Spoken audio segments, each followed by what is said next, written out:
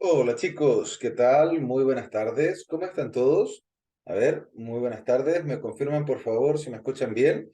Los que están en cámara me levantan la manito, los que están en el chat pues me van confirmando para ver si se escucha bien. Sí, también. Y por favor los profesores asignados que están en sala, si pueden dejar un mensaje para los alumnos que todavía no han logrado poder conectar su audio, obviamente para que lo puedan conectar y que puedan participar en la clase del día de hoy como corresponde, ¿de acuerdo? Entonces, chicos, pues les voy dando la bienvenida a todos. Me presento, mi nombre es Franco Marabolí, yo soy instructor de la Fundación Nueva Conciencia y soy el encargado el día de hoy de llevar a cabo esta clase donde vamos a hablar al respecto de los misterios del karma. Así que espero que lo disfruten al máximo, aprovechen la clase del día de hoy, vayan tomando notas y apuntes de todo lo que les parezca interesante, les llame la atención, para que de esta forma logren sacar el máximo provecho a todo lo aprendido. De todas maneras, cualquier duda o consulta que ustedes tengan posteriormente a la clase, siempre se van a poder comunicar con sus profesores asignados.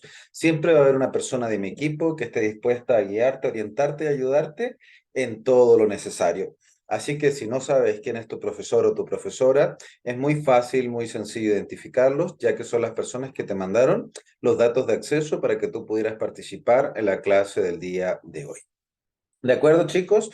Así que denme un segundo que voy a revisar un detalle técnico aquí en la grabación. Denme un momento.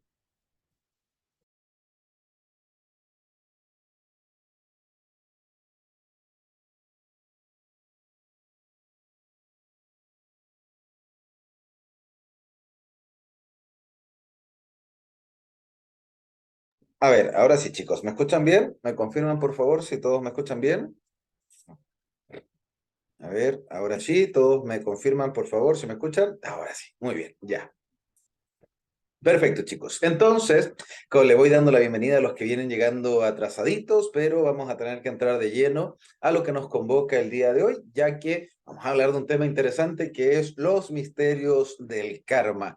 Así que chicos, vamos a comenzar. Entonces, primero que nada, pues siempre hay que definir a qué nos vamos a referir con las palabras que vamos a utilizar. En este caso, al respecto de los misterios del karma. Pero, ¿qué es el karma? Yo sé que cuando hablamos de karma, pues pueden haber diferentes conceptos dependiendo de cada persona. Pero en regla general, yo creo que la mayoría conoce o entiende la definición de karma, ¿cierto? Entonces, para ustedes, pregunto yo, ¿me podrían definir con sus palabras ahí en el chat para ustedes qué significa el karma? A ver, dígamelo ahí con sus palabras. A ver, por aquí voy leyendo. Algunos me dicen, a ver, todavía no me dicen nada. Es la ley de la causa y el efecto, me dicen que podría ser el karma. A ver qué otros. Toda acción conlleva una reacción, ok. ¿Qué más? Lo que te sucede de acuerdo a tus acciones. Perfecto, los resultados aplican un contraprecepto, ok. Muy bien, entonces el karma es una condensación de energía negativa, perfecto. Más o menos, todo tiene más o menos claro, ¿cierto? O tiene una definición al respecto de lo que es el karma. Pero en la clase del día de hoy vamos a hablar de karma haciendo referencia a la consecuencia de alguna de nuestras acciones negativas. ¿De acuerdo? La ley de la cosecha es la ley del karma y del dharma. ¿Cierto? En este caso, la ley de la cosecha dice que nosotros cosechamos finalmente lo que sembramos, ¿cierto? Entonces, esa es la ley de la cosecha. Y dentro de la ley de la cosecha tenemos la ley del karma y la ley del dharma. La ley del dharma es el resultado o el fruto de todas las acciones positivas que nosotros vamos realizando durante nuestro periodo de vida. Y luego tenemos el karma, que es justamente el resultado contrario de bueno, es el resultado de todas las acciones negativas, ¿cierto?, que nosotros realizamos. Y por ende, el karma es el fruto de eso negativo que nosotros nos comemos. Ahora, Eso podría hacer referencia a cualquier tipo de situación negativa. Ahora, para ser un poco más específico desde el punto de vista energético, el karma es una concentración de energía negativa almacenada dentro de tu cuerpo energético. Algunos les conocen como fisuras áuricas, fisuras energéticas. Algunos le dicen karma, otros le dicen vampiros o parásitos energéticos. Cada persona tiene una definición dependiendo, obviamente, del concepto en el cual se haya manejado. Ahora la pregunta es, ¿de dónde surge este karma? ¿De dónde sale? ¿Cómo es que llega allí a donde se encuentra nuestro canal, a nuestros canales energéticos? Pues en la mayoría de los casos, y digo en la mayoría porque hay excepciones, obviamente, el karma es producido por nosotros mismos. Nosotros mismos producimos esas concentraciones de energías negativas y también nosotros mismos sembramos esas acciones negativas que luego cosechamos el dolor, el sufrimiento, la enfermedad o lo que corresponda a ese karma. Entonces, ¿cómo es posible que alguien quiera que le pasen cosas malas? ¿Cierto? En realidad, pues uno dice, no, no, no, obvio, yo nunca quiero que pasen cosas malas, ¿cierto? Pero ¿cuántas veces durante el pasado, durante tu tiempo de vida, has pensado cosas malas? ¿Has sentido rabia? ¿Has sentido ira? ¿Has sentido enojo? ¿Cuántas veces en tu vida has sentido esos sentimientos? Es verdad que nosotros no queremos que nos pasen cosas malas, pero no medimos y no controlamos nuestras emociones. Simplemente dejamos que cuando nos sentimos mal, pues nos dejamos llevar por la cólera, la rabia, la ira, ¿cierto? Y entonces, esa rabia en sí mismo es justamente una concentración de energía negativa, un karma. Un karma que cuando tú lo sientes, pues surge en dentro de tu campo energético. O sea que en la mayoría de los casos, tú eres el responsable de ese propio karma. Ahora, cuando una persona dice, hablamos de lo bueno y lo malo, profesor, ¿cómo yo sé qué es lo que me va a dar karma y qué es lo que me va a dar dharma? ¿Cierto? O sea, qué cosas me van a dar bien y qué cosas me van a dar mal. Porque la verdad es que cuando hablamos del bien y del mal, no podemos, en la mayoría de los casos, no podemos explicar una verdad absoluta. ¿Cierto? En la mayoría de los casos, pues cuando hablamos de la luz, de lo que está bien y de lo que está mal, pues tenemos conceptos, ideas, partes de la verdad, ¿cierto? Partes de la realidad, pero no tenemos la realidad completa. ¿Cierto? Entonces, ahora cuando preguntamos cómo puedo evitar el producir karma y cómo puedo evitar producir dharma si en realidad no sé qué es lo que realmente está bien y qué es lo que realmente está mal. Por darte un ejemplo más concreto, no sé si tú sabías que, a ver, deme un segundo, por favor, alguno de los profesores asignados que esté en sala, si me puede dejar el mensajito a los alumnos que todavía no han podido activar su audio. Se los agradecería mucho a IP, a Jonathan o Leumann, que esté alguno de los que esté en sala. Si puede dejar un mensajito, se lo agradezco. Entonces, como les iba diciendo, no sé si ustedes sabían que se han hecho estudios en diferentes cárceles y estos estudios apuntan para revelar si realmente las personas que están encerradas en las cárceles se sienten culpables o arrepentidos de los delitos que han cometido.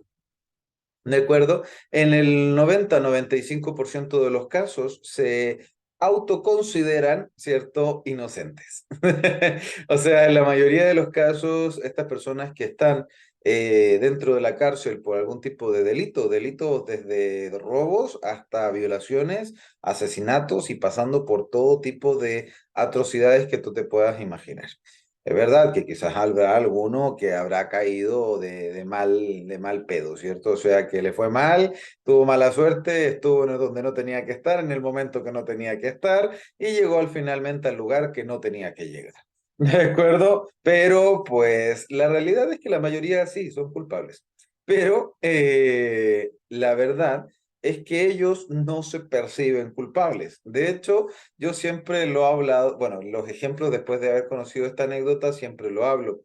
que a mí siempre me llamó la atención. De hecho, fue una noticia de aquí de Chile, donde estaban entrevistando a una señora porque el hijo falleció, ¿cierto?, en un asalto a una locomoción colectiva, a un bus. Se subió a robarle a las personas y dentro del bus había un policial vestido de civil, ¿cierto? Y le intentó realizar el robo y el policial obviamente cumplió con su deber y ante la agresión de esta persona, el policial se defendió y terminó en la muerte del antisocial, ¿cierto? Entonces, pues cumplió con todos los protocolos. Pero cuando el entrevistador, ¿cierto? En el reportaje le hicieron la entrevista a la madre, pues ella lloraba con mucha pena y con mucha tristeza, evidentemente, es un hijo, pero siempre me llamó mucho la atención las palabras de esta señora, de esta mujer. Decía ella que su hijo era inocente, que su hijo no tendría por qué haber muerto, simplemente había salido a trabajar. Entonces, esta frase en realidad siempre me ha llamado la atención desde que el momento que la escuché, porque refleja literalmente los más profundos sentimientos y la más profunda vulnerabilidad del ser humano. Cuando hablamos de la autocrítica o de la crítica a un ser amado, pues yo siempre he dicho, bueno, en realidad hay un dicho popular que dice que para las madres no existen hijos feos. ¿De acuerdo? Si tú le preguntas a la madre, en la mayoría de los casos, siempre hay alguna ahí desnaturalizada, pero en la mayoría de los casos, pues ninguna madre dice, qué pinche hijo más feo que tuve, ¿no? ¿Cierto? Entonces, ay, señor, ese murciélago de dónde salió, ¿cierto? No, normalmente uno dice, está feliz, ¿cierto? Como madre, cuida y protege a sus hijos y le encuentra la belleza donde puede que la tenga o puede que no, pero para la madre siempre su hijo va a ser lindo y bonito, precioso y hermoso. Perfecto. Una maravilla del Señor. ¿Cierto? ¿Por qué? Porque eso es lo que es el sentimiento más natural de protección del propio ser humano. La autocrítica es una burla a nuestro criterio. Entonces, cuando hablamos de nuestras culpabilidades, normalmente nos encontramos o nos declaramos inocentes. ¿De acuerdo? Si esto sucede en los casos más extremos, que sobre un asesinato o una violación, o simplemente salir a delinquir, que ellos le dicen salir a trabajar, ¿cierto? Honradamente y el pobre bendito del Señor fue asesinado en un robo. Pero para la madre, pues considera que obviamente era parte de su trabajo. Entonces, nosotros somos medios ciegos a nuestros errores. Si esto le pasa a las personas en casos tan grandes, ¿cierto? Imagínate en la vida cotidiana en cosas más chiquitas, ¿cierto? Pues seguramente si vives con más personas y tú ves, encuentras la loza sucia y de repente tú preguntas, ¿quién dejó la loza sucia ahí? Y solo existen inocentes. ¿Cierto? En la casa solo hay blancas palomas del Señor. Nadie es culpable. Y si es que hay algún culpable, no son ellos. ¿De acuerdo? O sea que nunca soy yo, es el otro. Entonces, eso pues pasa siempre. En una discusión, si tú le preguntas a la persona, a una persona, siempre te va a decir que fue el otro el que comenzó y que tú simplemente te defendiste ante la agresividad del otro. ¿De acuerdo? Entonces, esto pasa mucho más en la vida cotidiana y aquí se encuentra un gran y enorme peligro. ¿Por qué? Porque el karma, justamente como es una acción negativa, como es una acción que va en contra de las cosas buenas, pues eso es un error, tú estás cometiendo un error, sabiendo o no que es un error. Entonces, aunque lo sepas, normalmente no lo asumes. Los alcohólicos no se consideran alcohólicos, los drogadictos no se consideran drogadictos. ¿De acuerdo? Consideran que fuman poco y que simplemente lo hacen para relajarse. ellos dicen que se drogan poco, pero simplemente lo hacen para estar despiertos, no sé, depende, cada uno tiene su excusa. Pero aquí viene el problema, es que nosotros pues somos ciegos porque en realidad no sabemos de determinar lo que está bien y lo que está mal. Entonces, pues esto del karma es como un juego de intuición, ¿cierto? El qué hago bien o el qué hago mal no depende de la sociedad en sí, porque la moral social es un tipo de moral relativa, dinámica, que varía dependiendo del lugar donde tú vives, del país, de la región o incluso de la época de la vida, ¿cierto? En el año en el cual tú hayas nacido. Pero cosas que se ven buenas socialmente no necesariamente son buenas a los ojos de Dios. ¿De acuerdo? O sea, mira, por ejemplo, un caso muy polémico, cuando hablamos de pedofilia hoy en día, hablamos de pedofilia cuando un adulto, hombre o mujer, abusa de un menor de edad y de hecho es un delito tipificado que se llama pedofilia. ¿De acuerdo? Pero nos podemos preguntar, si yo les pregunto a ustedes, ¿ustedes creen que eso está bien o está mal? Evidentemente va a haber un rotundo, eso está muy mal. ¿De acuerdo? Pero si esto lo preguntásemos en la época de los romanos, ¿de acuerdo? Pues es lo más normal del mundo. Porque en las épocas antiguas o en diferentes épocas a lo largo del mundo, a lo largo de la historia, la pedofilia ha sido algo normal, algo común, donde se practicaba con la mayor naturalidad del mundo, no había nada de lo cual horrorizarse. Entonces la pregunta real es, ¿la pedofilia es buena o es mala? ¿De acuerdo? Entonces, aunque su momento haya sido permitida, ¿realmente es algo bueno? Pues aunque socialmente en su momento haya sido permitido, bajo ninguna instancia significa que sea bueno, ¿cierto? Por eso le digo que la moral del ser humano es muy subjetiva, es muy variable, depende de la época del año, depende del lugar del mundo donde tú te encuentres. Por ejemplo, si hablamos de aquí de Occidente, pues lo más normal es que las mujeres se vistan así, como están ustedes, y pues incluso algunas muy provocativas. Hoy en día, pues en la calle no existe ningún tipo de pudor con andar en trapitos menores, ¿de acuerdo? Y pues se encuentra hasta como una gracia. Ay, sí, anda media desnuda, qué lindo, ¿cierto? Y entonces lo subimos a redes sociales y todos lo aplaudimos. Pero en otros países del mundo, el realizar este tipo de actos como la semidesnudez, porque no es desnudez, no andas desnudo completamente, sino que hablamos de semidesnudez, si tú la practicaras en otra parte del mundo, irías preso. Irías preso o incluso si estuvieras casada como mujer, pues podrían apiedrarte en medio del centro de la ciudad, como un castigo a tu falta de respeto, ¿cierto? Provocación e incitación a la lujuria al pobre hombre medio oriental. ¿De acuerdo? Entonces, pues esto, como te digo, ¿qué es lo que está bien? ¿Qué es lo que está mal realmente? Y aquí muchas veces entramos en un juego de intuición.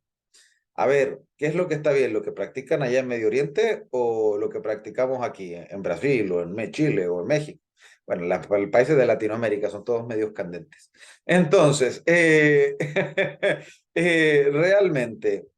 Costa Rica también, ¿no? Entonces, pues chicos, realmente, qué es lo que está bien de lo que está mal? Es una pregunta muy difícil de responder, que mi criterio no es absoluto. O sea, yo puedo creer, yo puedo pensar que algo está bien o que algo está mal, pero no necesariamente tiene que ser real. Entonces, no les voy a dar una clase de qué es lo que está bien o lo que está mal. Eso lo tienen que medir ustedes.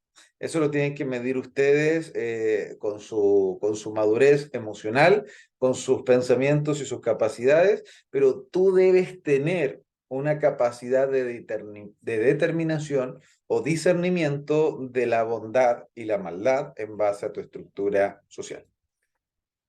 Pero vuelvo a decir, a ver, chicos, voy a intentar darles un ejemplo todavía más explícito. Vamos a decir que vamos a retomarnos a las épocas de Cristo. ¿cierto? Cristo en su momento, pues, fue crucificado, ¿cierto? Entonces, a pesar de que en su momento podría haber sido o haber dejado siendo libre, que en su momento la persona ahí tuvo, la Poncio Pilatos tuvo la oportunidad, ¿cierto? Pero en su momento él podía elegir si hacer el bien o hacer el mal. ¿Él hizo bien o hizo mal al respecto de decidir dejar la decisión en manos del pueblo? Pues yo tengo una percepción. Él hizo lo que era en esa época políticamente correcto. ¿De acuerdo? Que era justamente dejar la decisión en manos del pueblo, aunque elijan con sus nalguitas, ¿cierto? Pero que fue lo que decidieron en su momento, soltar a un delincuente. Entonces, eh, tenemos que Poncio Pilatos simplemente hizo lo correctamente, lo moralmente correcto, socialmente, y finalmente condenó a Cristo a la cruz. Pero yo te pregunto, ¿realmente tú crees que a los ojos de Dios Poncio Pilatos hizo lo correcto? ¿De acuerdo? Entonces, por eso digo, a ver, a ojos de quién es correcto. Lo importante no es lo que piensen los otros, lo importante realmente es qué piensa lo de arriba, ¿no? Lo superior a nosotros. A lo que piensa el resto, pues de eso te tiene que valer poca madre. ¿De acuerdo? Igual que obviamente siempre hay que apegarse a las leyes de tu país, obviamente porque estamos en una civilización, en una sociedad civilizada y tenemos que apoyarnos a nuestras leyes gubernamentales de cada país. Pero en lo que respecta a la opinión popular de una persona, es irrelevante, ¿cierto? Y tú tienes libertad en la mayoría de los países del mundo de expresión siempre y cuando pues no incumplan ninguna ley. Entonces, Kate me dice, no soy creyente, así que no entendí el ejemplo. No tiene nada que ver si eres creyente o no. Simplemente estoy hablando de un contexto de juzgar o no juzgar. ¿De acuerdo? Entonces, como les estaba dando en este ejemplo nuevamente, el hecho de, por ejemplo, que sea legal, en algunos países existen drogas legales, ¿de acuerdo? Y tú puedes comprarlas en diferentes puntos. Ahora, el que sea legal, ¿significa que está bien o que está mal? ¿De acuerdo? O sea, ¿quién tiene razón? Vale, es legal, pero ¿realmente estará bien drogarse? Entonces, la moral, lo que está bien y lo que está mal, lo que genera karma o no genera karma, tiene que ser un poco de una decisión intuitiva en base a lo que tú consideras bueno o malo, incluso así, aunque vaya en contra de la creencia popular de la época. ¿De acuerdo? Porque si tú te sometes a lo que dice la sociedad, pues algunas veces te puedes confundir. Y no pocas, sino que muchas, la verdad. Por ejemplo, yo siempre digo que no vivimos en una sociedad, que vivimos en una especie de suciedad, porque lo bueno se ve malo y lo malo se ve bueno. Uno de los tantos ejemplos del engaño de la bondad y la maldad es, por ejemplo, las críticas que nosotros hacemos a cosas buenas y positivas, como por ejemplo es algo muy bueno que una persona sea perseverante, sea obstinada y que tenga mucha fuerza de voluntad. Desde el punto de vista energético y personal de esa persona, el tener ese tipo de actitudes es muy bueno, muy óptimo. De hecho, es una característica o un rasgo dentro de las personas exitosas, el ser persistente hasta el final. Entonces, ¿qué pasa? ¿Qué es lo que dice la sociedad en la que vivimos?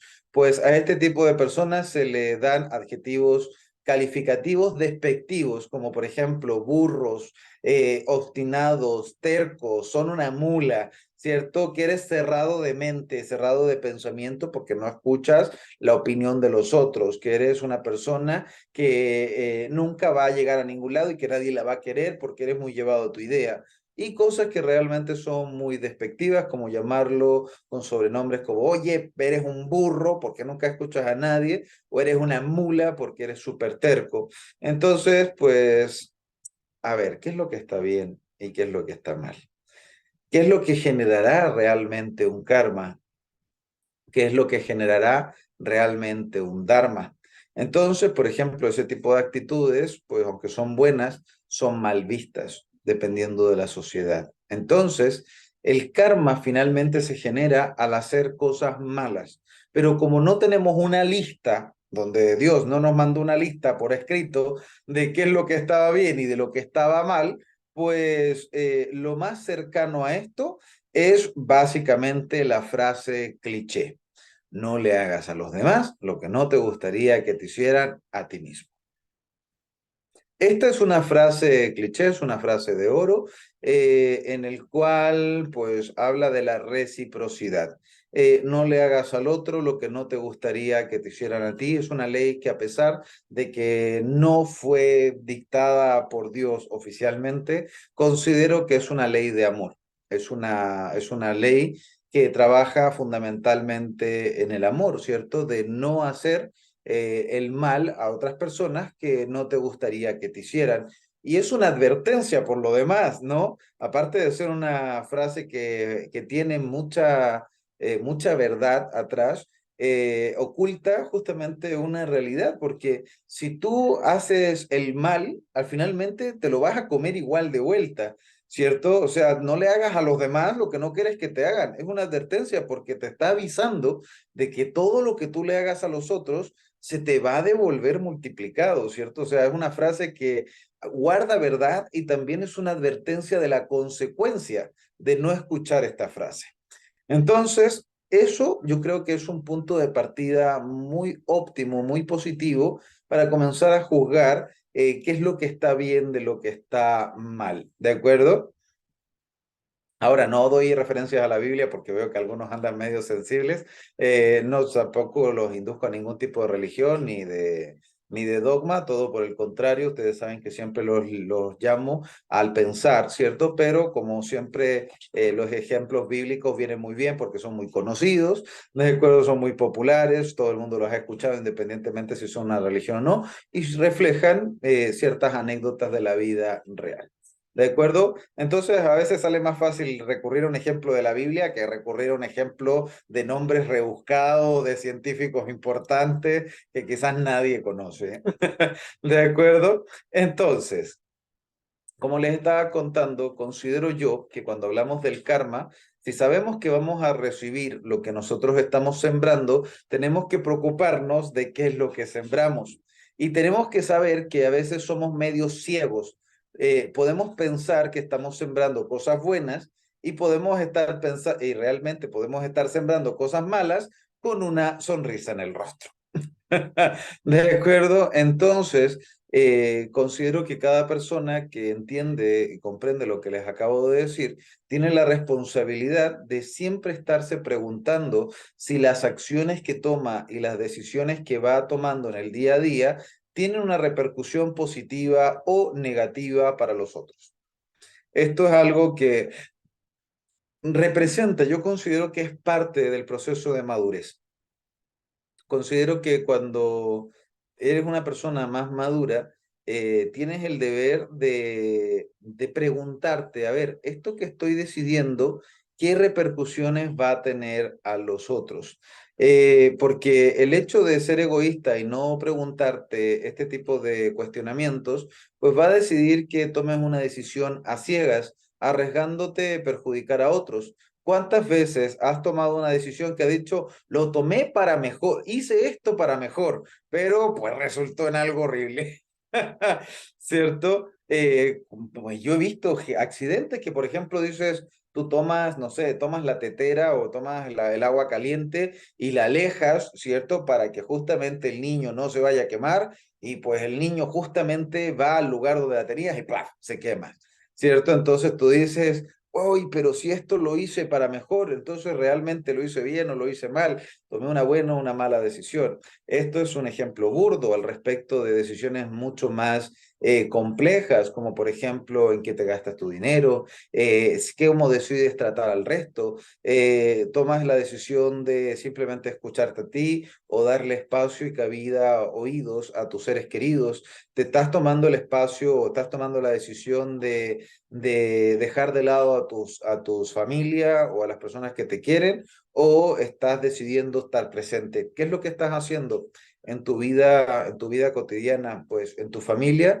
Muchas personas cuando me vienen a preguntar por terapia me dicen, no, mi hija no me quiere, no me ama. Y yo pregunto, bueno, a ver, mucho me dices de tu hija, de lo mal que se comporta y todo lo malo que hace, pero pregunto yo, ¿tú cuántas veces al día le das amor y cariño a tu hija?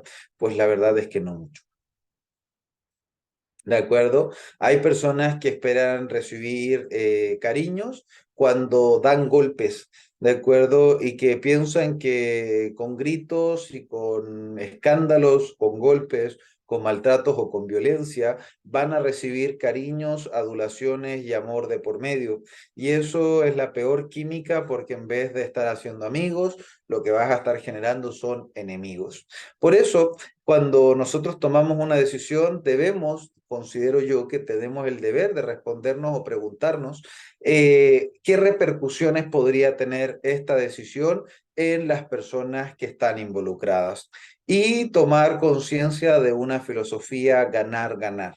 ¿De acuerdo? Porque yo sé que es muy tentador una ecuación matemática que de repente te preguntas, a ver, si yo tomo esta decisión, el único que gana soy yo. ¿Cierto? Y el resto, ¿qué pasa con el resto? El resto pierde, ¿cierto? Pierde todo lo que tiene, pierde todo lo que está en juego, ¿cierto? Pues es muy tentador ganar lo tuyo más lo de todo el resto, haciendo y sabiendo que esa decisión va a perjudicar a un grupo de personas.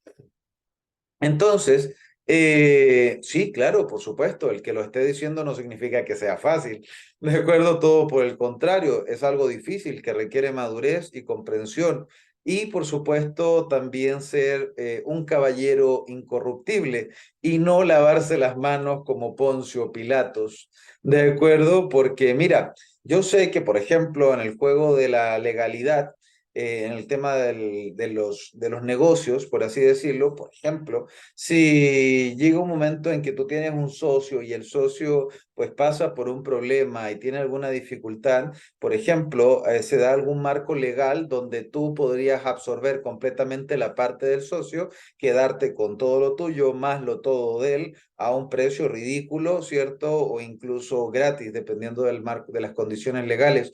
Y entonces, pues legalmente y socialmente es muy válido que tú agarres todo y dejes a esa persona en la calle. Pero moralmente hablando, está bien dejar a tu amigo en la calle sin ninguna posición por un error o algo o una dificultad por la que pasó, la cual lo llevó a cometer errores.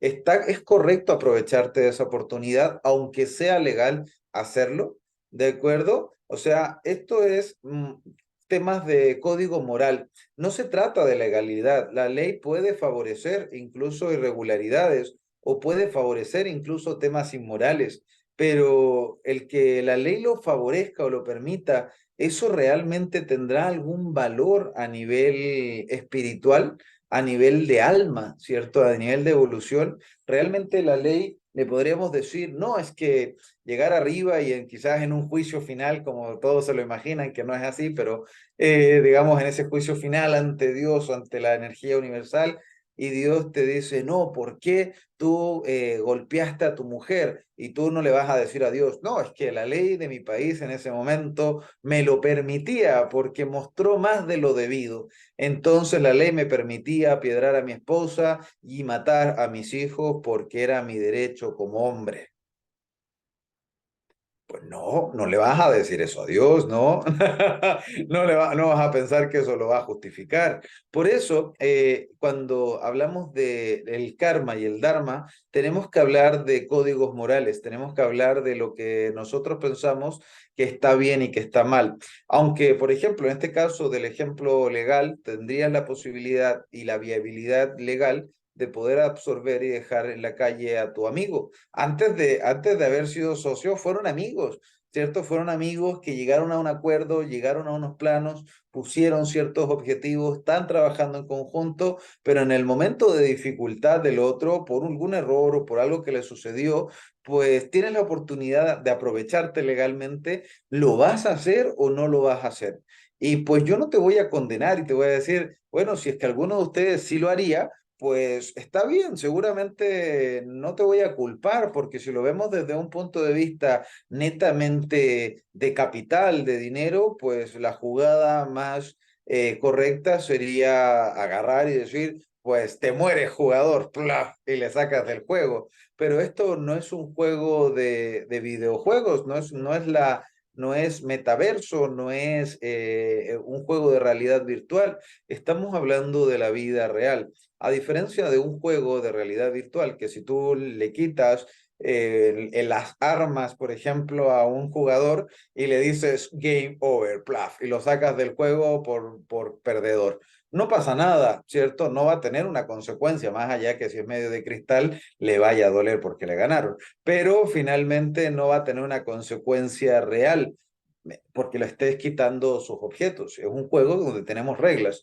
pero en la vida real, ¿tú realmente harías eso? Pues si es que tú estás aplicado a una cultura muy capitalista donde o muy extremista, no es capitalista la palabra, porque capitalista es una palabra muy buena, muy positiva, solo que mal enfocada. Entonces voy a ocupar una palabra más de la ley de la selva, ¿cierto? Gana el más fuerte. Entonces, si yo tuviera un tipo de filosofía así, la jugada más correcta sería plaf, game over para el otro jugador y todo para adentro.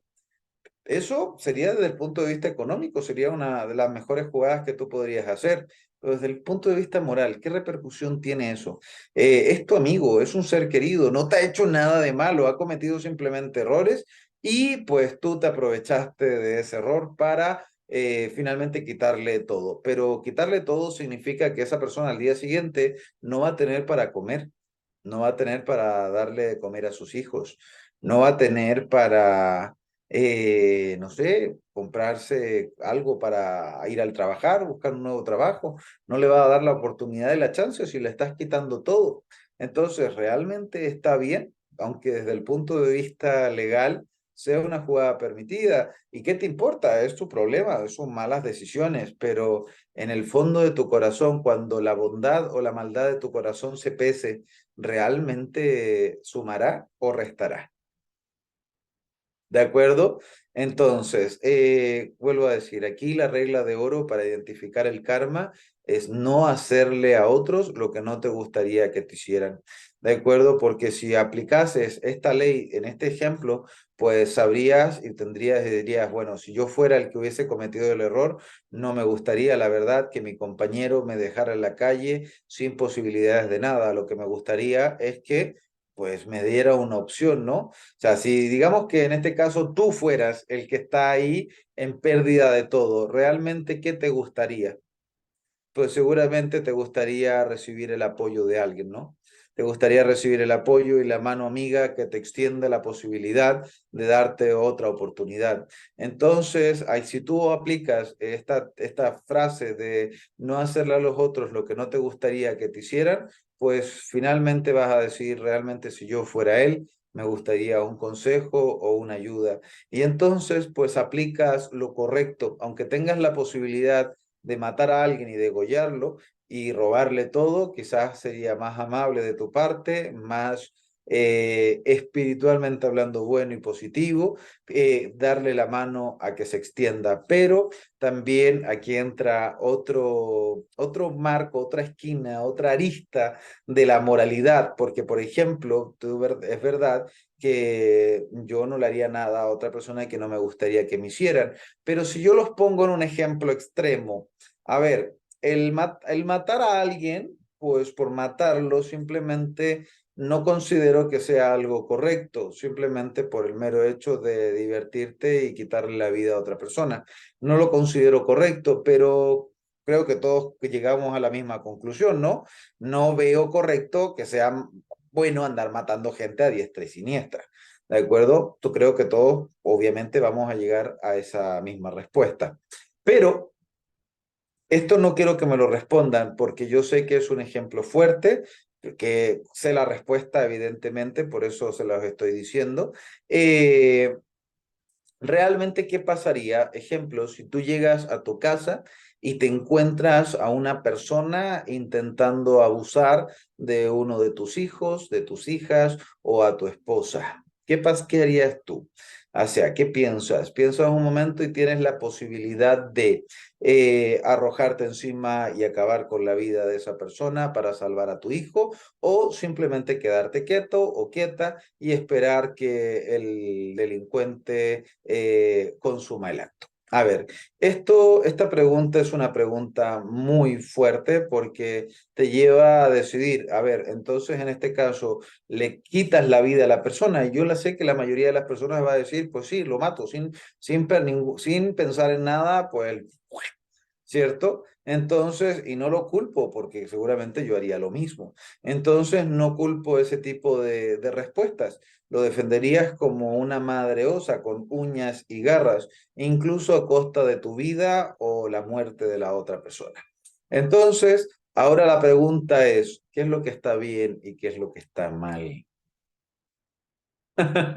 ¿De acuerdo? Entonces, a ver, si la aplica en este caso la frase de no me gustaría que me hiciera, no hacerle a otros lo que no me gustaría que me hicieran, no me gustaría que me mataran, ¿no? Pero la pregunta es un caso muy concreto. De hecho, hay estudios al respecto de la moralidad, porque, por ejemplo, hay un estudio que se hace con una pregunta. Un ejemplo metafórico como el que te acabo de decir. Dice que viene una persona, vienes y tú eres un comandante de una línea de ferrocarril, o sea, de trenes, ¿de acuerdo? Y entonces una persona se encuentra amarrada en esa línea de tren. Es una persona que tú no conoces, que nunca lo has visto y que nunca has tenido contacto con esta persona, ¿cierto? Entonces, eh,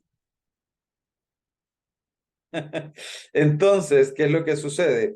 Eh, Viene y le preguntan, a ver, si tú tienes un mando en la mano que te permite detener el tren o no hacerlo, ¿qué es lo que harías?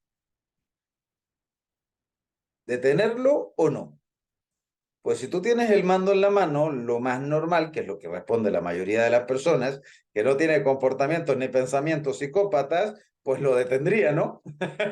¿Cierto? Lo detendría porque si tú tienes la posibilidad de salvarle la vida a una persona en base a un botón y viene un tren, ¿cierto? Directo hacia él y tú tienes la posibilidad de detenerlo, pues lo detendrías, ¿cierto? Ahora, ¿qué pasa si el ejemplo cambia y se cambian las condiciones de la situación? Viene un tren pero en este caso existen dos vías, una que es la izquierda y otra que es la derecha.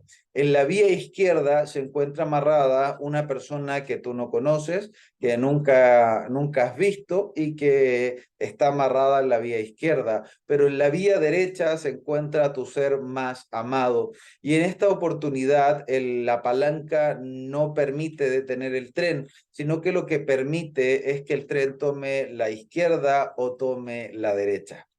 Entonces, si tuvieras y te vieras en la obligación de responder esta pregunta, ¿qué decidirías? ¿Que el tren pase por la izquierda por encima de alguien que no conoces? ¿O permitirías que el tren pase por la derecha y que pase por encima de la persona que tú más amas para poder salvarle la vida a alguien que no conoces? Este ejemplo es muy duro. ¿Cierto? Es muy, muy duro porque te dice, a ver, te pone en un cuadrado moral tremendo, ¿cierto? Te pone en un cuadrado moral tremendo de qué es lo bueno y qué es lo malo,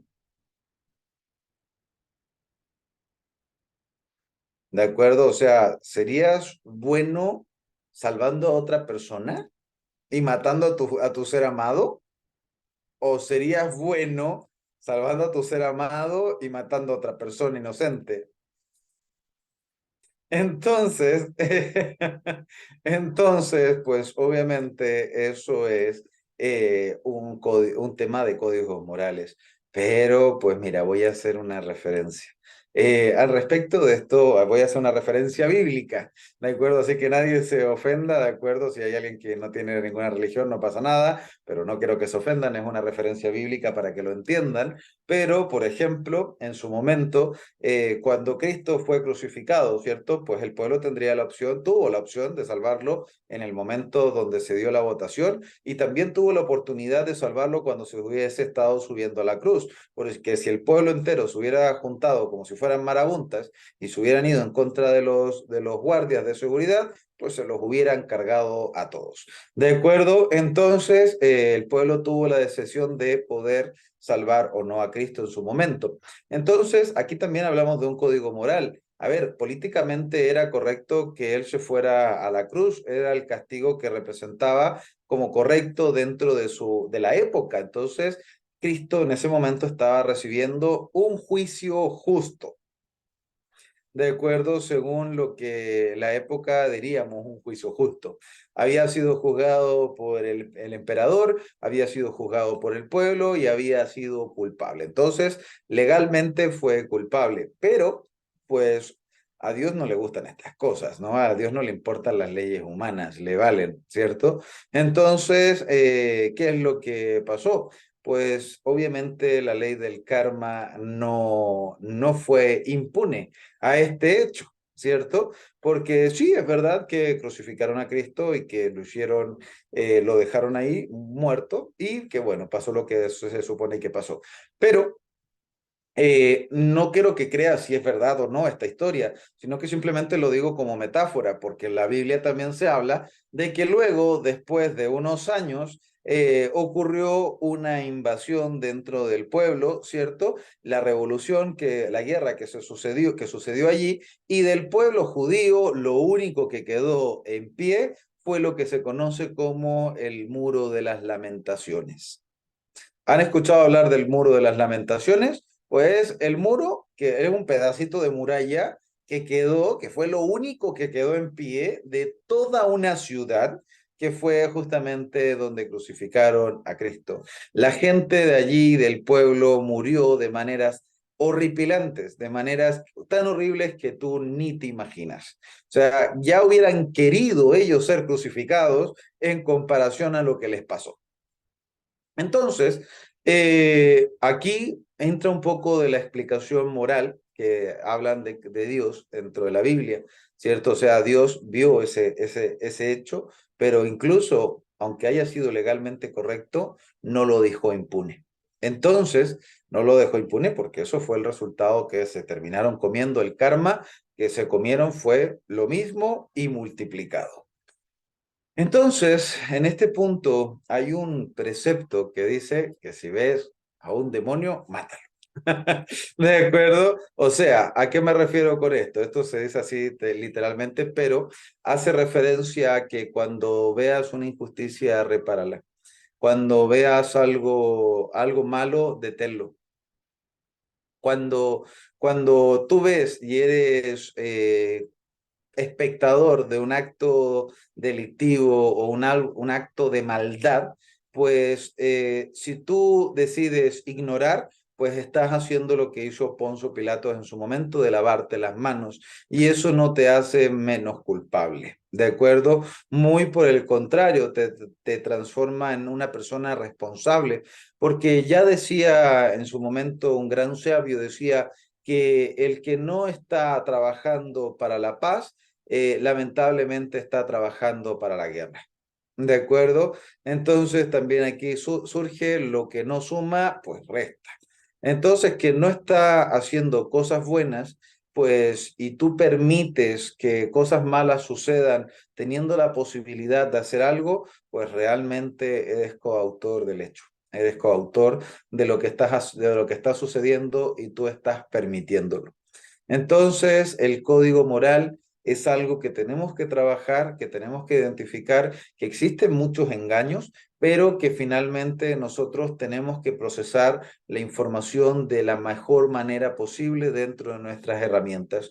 Entonces, en condiciones normales, digo, de la vida cotidiana, pues siempre aplicar el caso de no hacerle a los otros lo que no te gustaría que te hicieran, ¿cierto? Para que así no comas frutos que no te gustaría comer. Ahora, luego, la siguiente es en casos extremos de situaciones de vida o muerte o de alto nivel de riesgo, pues la frase es, haz lo correcto independientemente de lo que suceda. ¿De acuerdo? Haz lo correcto porque al final del día, independientemente de las consecuencias, es verdad que por defender a tu hijo podrías morir, pero considero que no defenderlo por miedo a perder la vida sería el peor acto de deshonra que tú podrías tener para contigo mismo. ¿De acuerdo? Porque ese acto va a repercutir en tus recuerdos el resto de la vida y de la muerte. De acuerdo, entonces, pues por eso tenemos que, cuando vemos una injusticia o en casos extremos de vida o muerte, pues sé una persona activa dentro de ese proceso para lograr tener una solución en los mejores términos posibles sin tener que recurrir a la violencia. Pero hay tiempos de paz y hay tiempos de guerra. Dios es muy bueno, pero no es tonto, ¿cierto? Entonces, así como eso, tú puedes ser una persona muy buena, pero tampoco por eso vas a tener que ser tonto, sino que tienes que ser una persona que sea fluida como el agua, pero cuando tenga que ser dura como la roca, también lo sea. Entonces, el karma es algo que nosotros tenemos que aprender a dominar y a controlar para que de una forma consciente no comamos los frutos de los sentimientos y las emociones negativas que nos salen del corazón hacia afuera. Por eso, atentos con ojos, con oídos, vean lo correcto, hagan lo bueno, siempre intenten dar su mejor versión de ustedes. Y por supuesto que antes de despedirme, chicos, quiero preguntarles, ¿quiénes de los que están aquí presentes les gustaría saber todavía más al respecto del karma? ¿Quiénes de los que están aquí les gustaría conocer todavía más a profundidad los misterios del karma? Porque, pues bueno, en una clase de una hora, pues todavía falta mucho, mucho, mucho que hablar. La verdad es que el karma no es simplemente cosas buenas y cosas malas, ¿de acuerdo? El karma va a un nivel de profundidad todavía mayor, ¿de acuerdo? Incluso hay karmas que podríamos evitar y hay otros karmas que no podemos evitar, ¿de acuerdo? Entonces existen muchos más detalles, existe el contagio del karma, ¿de acuerdo? Porque les dije que en la mayoría de los casos el karma pues lo creas tú mismo, pero también existen casos excepcionales donde existe contagio kármico, o sea que el karma de una persona pasa a la otra. Entonces existe eliminación de karma, limpieza de karma, hay un nivel de profundidad de conocimiento sobre el karma todavía muchísimo mayor y todo lo que has aprendido el día de hoy es la punta del iceberg en comparación a todo el conocimiento que hay al respecto del karma, cómo cuidarte, cómo evitarlo, cómo superarlo o incluso cómo perdonarlo. Entonces, para todo aquel que esté interesado realmente en aprender todavía a un nivel de profundidad muchísimo mayor los misterios del karma, yo los quiero dejar cordialmente invitados a un curso espectacular, maravilloso, que va a romper todas tus expectativas, que no lo dirijo yo directamente, sino que lo dirige el doctor José Arenas, una de las personas que es mi maestro y ha sido más influyente dentro de mi tendencia de estudios y mis tendencias metafísicas. Incluso hasta el día de hoy todavía sigue siendo un ejemplo a seguir, tanto a nivel profesional como incluso a nivel personal. Y es por eso que yo los quiero dejar cordialmente invitados a tomar el curso de TTK1, que es de terapeuta en transmutación kármica de nivel 1, ejecutado y llevado a cabo por el maestro José Arenas. En este curso realmente el temario es enorme, que no lo voy a decir ahora porque si no me demoraría como 15 minutos en dar todo el temario, pero de todas maneras lo puedes pedir por privado para que se te envíe todo el calendario y lo puedas leer con calma y pues puedas acceder al curso.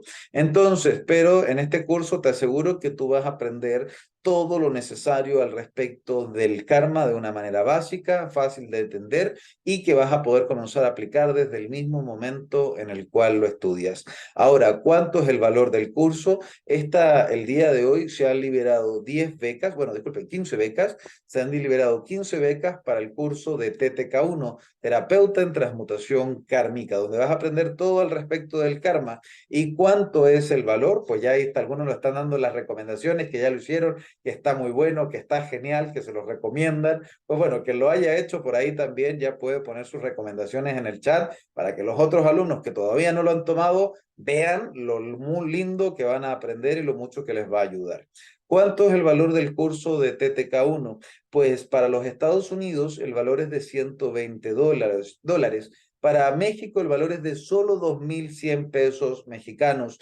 Para Bolivia son solo 400 pesos bolivianos. Argentina, tan solo 30.000 pesos argentinos. Chile son solo 60.000 pesos chilenos. Colombia, 290.000 pesos colombianos.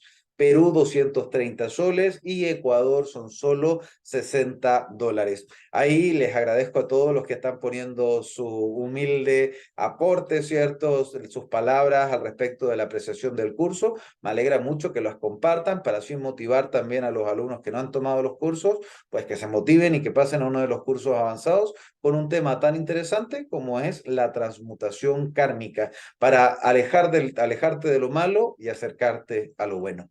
Así que, chicos, abran sus ojos, abran sus oídos, abran sus mentes a nuevas posibilidades.